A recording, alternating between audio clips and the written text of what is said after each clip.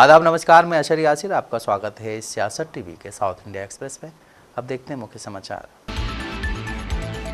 तेलंगाना के मुख्यमंत्री रेवंत रेड्डी और उनके मंत्रिमंडल के सहयोगियों ने आज जम्मू कश्मीर के पहलगाम में आतंकवादी हमले में मारे गए लोगों को श्रद्धांजलि देने के लिए 2 मिनट का मौन व्रत रखा। जापान के 1 सप्ताह के दौरे से लौटे मुख्यमंत्री ने आतंकी हमले की कड़ी निंदा की। उन्होंने डिप्टी सीएम मल्लू भट्टी विक्रमांक, मंत्रियों, टीपीसीसी के अध्यक्ष महेश कुमार गौड़ और एआईसीसी प्रभारी मीनाक्षी नटराजन से मुलाकात की और आतंकी हमले के मद्देनजर स्थिति और पर्यटकों को होने वाली समस्याओं पर चर्चा की। बैठक में मुख्यमंत्री और अन्य प्रतिभागियों ने मारे गए लोगों के सम्मान में 2 मिनट का मौन रखा। मुख्यमंत्री आज शाम को हैदराबाद में आतंकी हमले के पीड़ितों के साथ एकजुटता दिखाने के लिए कैंडल मार्च का नेतृत्व करेंगे। उन्होंने कहा कि ये शांतिपूर्ण प्रदर्शन पीड़ितों और उनके परिवारों के साथ एकजुटता और आतंकवाद के खिलाफ एकजुट रुख का प्रतीक है। इस बीच राज्य ने आतंकी हमले के बाद जम्मू कश्मीर में फंसे राज्य के लोगों के लिए हेल्पलाइन खोली है।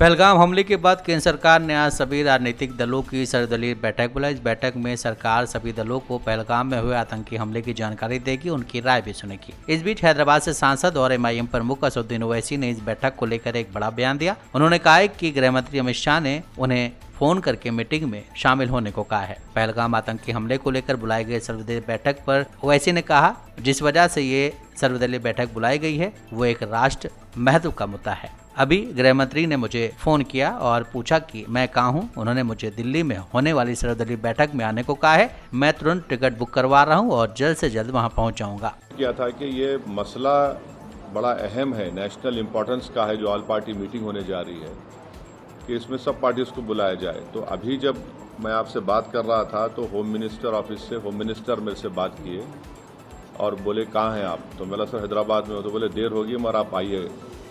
तो अभी अगर टिकट मिलेगा, इंशाल्लाह मैं बोला हूँ, जो भी टिकट मिलेगा पहुँचेंगे और उसमें शिरकत करेंगे और अपनी बात को रखेंगे। बीआरएस एमएलसी के कविता ने कहा है कि कांग्रेस सरकार और तेलंगाना के डिप्टी सीएम मल्लू भट्टी सिंगेरनी कॉलेजियम कंपनी लिमिटेड का निजीकरण करने की साजिश रच रहे हैं। कोयला क्षेत्र के गोदावरी खानी में बीआरएस की सिल्वर जुबली प्रिपरेशन मीटिंग में भाग लेने के बाद एक संवाददाता सम्मेलन को संबोधित करते हुए उन्होंने कहा है कि राज्य सरकार ने एससीसीएल के मुनाफे में से सिर्फ आधी राशि देकर सिंगेरनी श्रमिकों को धोखा दिया है। गुरुपे की परीक्षाओं में अनियमितताओं की बात करते हुए उन्होंने राज्य सरकार से एग्जाम रद्द करने की मांग की है। पूर्व मंत्री के चंद्रशेखर राव ने जहां जियो 55 लाकर बेरोजगार युवाओं की मदद की, वहीं कांग्रेस सरकार जियो 29 जारी करके उनके साथ अन्याय कर रही है। अलग राज्य का आंदोलन केवल मूल निवासी मुद्दे के लिए किया गया था। हालांकि कांग्रेस फिर से गैर स्थानीय मुद्दे को जीवित करने की कोशिश कर रही है। पिछली बीआरएस सरकार ने 80,000 रिक्त पदों पर भर्ती के लिए अधिसूचना जारी की थी, जिसमें से 50,000 पद राज्य सरकार ने भरे थे। लेकिन कांग्रेस के नेता दावा कर रहे थे कि उन्होंने नई नौकरियां पैदा की हैं। एमआईएम विधायक माजिद हुसैन पहलगाम आतंकी हमले के विरोध में आज हैदराबाद में कैंडल लाइट यूनिटी मार्च का आयोजन करेंगे, जिसमें 26 लोग मारे गए थे। मसाब टैंक स्थित हॉकी ग्राउंड से शुरू होने वाले इस मार्च का उद्देश्य पीड़ितों को श्रद्धांजलि देना, आतंकवाद की निंदा करना तथा क्रूर हमले के लिए न्याय की मांग करना है। ये विरोध प्रदर्शन मलकपेट में हुए इसी तरह के प्रदर्शन के बाद है, जहाँ सभी एज के लोग मोमबत्तियां लेकर इकट्ठा हुए थे और आतंकवाद के खिलाफ नारे लगाए थे। कांग्रेस पार्टी को जमीनी स्तर पर मजबूत करने और अल्पसंख्यक समुदाय के साथ जुड़ाव को गहरा करने के उद्देश्य से कांग्रेस एमएलसी आमिर अली खान ने गांधी भवन में एआईसीसी प्रभारी मीनाक्षी नटराजन से मुलाकात की। ये बैठक तेलंगाना प्रदेश कांग्रेस कमेटी की व्यापक संगठनात्मक पुनर्गठन योजना का हिस्सा थी, जो गाँव से जिला स्तर तक पार्टी को पुनर्जीवित करने पर केंद्रित थी। चर्चा के दौरान आमिर अली खान ने समावेशी भागीदारी सुनिश्चित करने के लिए विशेष रूप से अल्पसंख्यक समुदायों से समर्पित जमीनी स्तर के कार्यकर्ताओं को शामिल करने के महत्व पर प्रकाश डाला। उन्होंने कहा कि एक पार्टी संरचना जो तेलंगाना की सामाजिक और क्षेत्रीय विविधता को दर्शाती है, दीर्घकालिक विकास और सफलता के लिए महत्वपूर्ण है। आमिर अली खान ने टीपीसीसी के संरचित दृष्टिकोण की सराहना की और विश्वास व्यक्त किया कि एक मजबूत जमीनी स्तर का नेटवर्क न सिर्फ चुनाव प्रदर्शन को बढ़ावा देगा, बल्कि लोगों की सेवा करने की पार्टी की क्षमता में भी सुधार करेगा। बीआरएस के कार्यकारी अध्यक्ष के टी रामाराव ने पूर्व मुख्यमंत्री के चंद्रशेखर राव के दशक भर के शासन में विकसित गांधीवादी ग्राम राजस्व को खत्म करने के लिए कांग्रेस सरकार की आलोचना की। उन्होंने याद दिलाया कि चंद्रशेखर राव ने न सिर्फ तेलंगाना आंदोलन की आकांक्षाओं को पूरा किया बल्कि महात्मा गांधी के ग्राम स्वशासन के सपने को भी साकार किया। उन्होंने कहा, BRS शासन के तहत एक समय भूले हुए गांव प्रगति के मॉडल बन गए। स्वच्छ परिवेश, भरपूर हरियाली और निर्बाध बुनियादी सेवाओं ने ग्रामीण तेलंगाना को देश के लिए एक आदर्श बना दिया है। उन्होंने कहा है कि ग्रामीण आबादी केंद्र में भाजपा और राज्य में कांग्रेस दोनों से ही ठगा हुआ महसूस कर रही है। साथ ही केटीआर ने कहा है कि लोग देख रहे हैं कि कैसे तेलंगाना के आदर्श गाँव को बर्बाद किया जा रहा है। वो दिल्ली की पार्टियों को उचित सबक सिखाएंगे।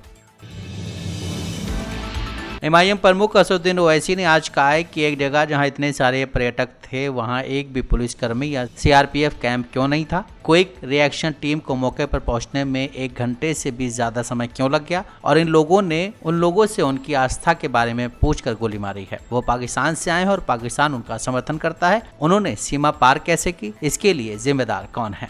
हमला हुआ है, मैं आप लोगों को याद दिलाना चाहूँगा 2000 अटल बिहारी वाजपेयी की सरकार थी, तो वहाँ पर एक यात्रियों को मारा गया था, नुलवाल कैंप बोलते थे, उसी के नीचे 30 लोग मारे गए, यात्री मारे थे जब वाजपेयी वजीर आजम थे। तो उसके बाद एक लेफ्टिनेंट जनरल JH मुखर्जी साहब की कमेटी बनाई गई थी, वो रिपोर्ट अब तक नहीं आई। तो ये ऐसा नहीं है कि इन्होंने इस जगह का पहले इंतखाब किया। दूसरी बात यह कि जिस जगह पर इतने टूरिस्ट हैं वहां पर एक पुलिस वाला नहीं है, एक CRPF का कैंप नहीं है, कोई सिक्योरिटी के लोग नहीं है। तीसरा ये कि जो वहां पर जो क्विक रिएक्शन टीम थी, CRPF के 2 यूनिट है, जो उनको ऊपर जाने में 1.25 घंटा लगा और इन कमीनों हरामजादों ने जो हरकत की वहां पर नाम पूछकर गोली मारे, समुदाय पूछकर मारे। तो ये इसकी अकाउंटेबिलिटी तो होनी चाहिए। और यकीनन ये दहशतगर्द हमारे पड़ोसी मुल्क पाकिस्तान से आए, पाकिस्तान के ISI, पाकिस्तान के जो उनका इस्टेब्लिशमेंट है, उनकी पूरी तायीद और पूरी सपोर्ट उनको हासिल है। चौथी बात यह है कि ये बॉर्डर कैसा क्रॉस करके आए, कौन जिम्मेदार है इसका। अगर वो पहलगाम तक आ गए तो श्रीनगर तक भी पहुंच सकते। कितनी दूर है श्रीनगर वहां पे लोगों से।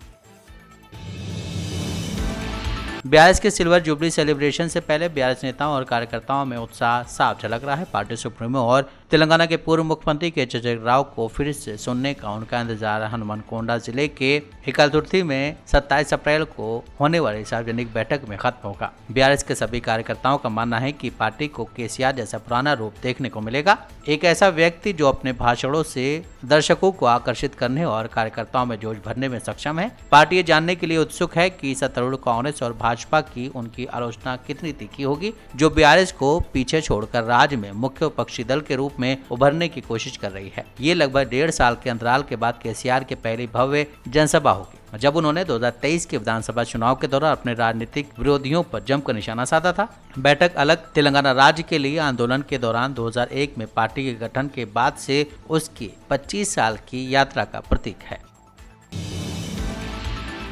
राजन्ना सिलसिला जिले में किसानों के एक समूह ने आज तेलंगाना सरकार से धान खरीद की मांग को लेकर विरोध प्रदर्शन किया। वीनापल्ली गांव के किसानों ने कलेक्ट्रेट पर विरोध प्रदर्शन किया और मांग की कि उनके धान की खरीद के लिए कदम उठाए जाएं। विरोध प्रदर्शन की वजह से विमलावाड़ा सिलसिला मुख्य रोड पर ट्रैफिक जाम हो गया। किसानों ने चिंता व्यक्त की कि गांव में उनके द्वारा उगाए गए धान की खरीद के लिए अभी तक कोई कदम नहीं उठाया गया है। प्रदर्शनकारियों ने कहा है कि निजामाबाद में किसानों से धान खरीदा गया और उनके खातों में पैसा जमा कर दिया गया। भारतीय जनता पार्टी के सिलसिला अध्यक्ष रेड्डी बोनिया किसानों के विरोध प्रदर्शन में पहुंचे और एकजुटता व्यक्त की। तेलंगाना में कई किसान पिछले कुछ समय से धान खरीद को लेकर विरोध प्रदर्शन कर रहे हैं। 22 अप्रैल को सिलसिला के किसानों ने धान खरीद के मुद्दे पर विरोध प्रदर्शन किया। सिलसिला के किसान ने मीडिया से बात करते हुए कहा कि IKP केंद्र 1 महीने से धान की खरीद नहीं कर रहा है। हमने तहसीलदार और कलेक्टर से संपर्क किया और उनके सामने शिकायत दर्ज कराई, हालांकि कोई कार्रवाई नहीं की गई है। कर्नाटका बीजेपी नेता CT रवि ने आज कहा कि हमने भूषण के परिवार से बात की। उनकी पत्नी ने हमें बताया कि उन्होंने हमलावरों से विनती की कि वो भूषण को छोड़ दें क्योंकि उनका एक छोटा सा बच्चा है, लेकिन उसे नहीं बख्शा गया। जब उनकी पत्नी ने हमलावरों से कहा कि वो उसे भी मार डालें, तो हमलावरों ने कहा है कि वो जाकर मोदी को इस घटना के बारे में अच्छे से बताएं। अभी पार्थिव शरीर का अंतिम दर्शन हम और यहाँ की विधायक श्री मुनिरत्ना जी के साथ हम जाके अंतिम दर्शन करके उसका फैमिली के साथ बात किया। उनका पत्नी ने बताया, उन्हें कहा छोटा बच्चा है, छोड़ दो, हमको छोड़ दो। नहीं छोड़ा। उन्हें कलमा पढ़ने के लिए बोला, पढ़ नहीं सकता, हम हिंदू हैं, हम कलमा नहीं सीखा है, उसके वजह से मारा। क्यों ऐसा हिंदुओं के मार दिया है? मारने के समय एक बात बताया उनका पत्नी को, हमको मारो। ऐसा कहने के तुरंत आप मोदी के बताओ, ऐसा कहा। क्यों ऐसा किया है? इंटॉलरेंस के वजह से ऐसा किया है। दुनिया को दो विधा करके देखता है। Fundamental principles. सुप्रीम कोर्ट ने तमिलनाडु के डीएमके नेता वी सेंथिल बालाजी से कहा है कि वो पद या आजादी में से किसी एक को चुने। इसके साथ ही कोर्ट ने उन्हें चेतावनी दी कि अगर उन्होंने तमिलनाडु सरकार में मंत्री पद नहीं छोड़ा तो वो उनकी जमानत रद्द कर देगा। Supreme court money laundering case में सेंथिल को दी गई जमानत को वापस लेने की मांग वाली याचिका पर सुनवाई कर रहा था। उन पर जमानत की शर्तों को तोड़ने का आरोप है। जस्टिस अभय ओका और जस्टिस ऑगस्टिन जॉर्ज मसीह की बेंच ने सेंथिल बालाजी से साफ कह दिया है कि अगर जमानत पर बाहर रहना है तो मंत्री पद छोड़ना होगा। कोर्ट ने कहा है कि हम इस आचरण को बर्दाश्त नहीं करेंगे। हम आपको एक विकल्प दे रहे हैं, आजादी या मंत्रिमंडल का पद, चुनाव आप करें। बेंच ने इस तथ्य पर आपत्ति जताई कि नौकरी के बदले नकदी घोटाले से संबंधित धन शोधन मामले में जमानत मिलने के कुछ दिनों बाद ही बालाजी को तमिलनाडु के कैबिनेट मंत्री के रूप में बहाल कर दिया गया। वहीं कोर्ट के सख्त रवैये को देखते हुए डीएमके नेता सेंथिल बालाजी ने कहा है कि वो सोमवार तक अपना फैसला लेंगे और कोर्ट को सूचित करेंगे कि क्या वो मंत्री पद पर बने रहेंगे या नहीं। दरअसल ये मामला तमिलनाडु में कथित नौकरी के बदले नकद घोटाले से जुड़ा है। बेंच ने सेंथिल बालाजी को फटकार लगाते हुए कहा है कि जमानत देने का मतलब ये नहीं कि आपको पद पर बने रहने की शक्ति भी दी गई है जिससे आप पीड़ितों को प्रभावित करें। कोर्ट ने कहा है कि आपको पद या फिर आजादी के बीच में चुनाव करना होगा। आप क्या चुनाव करना चाहते हैं, आप हमें बताइए। साउथ इंडिया एक्सप्रेस यहीं समाप्त होता है। मुझे दें इजाजत। बाकी खबरों के लिए अपने रहें सियासत टीवी के साथ।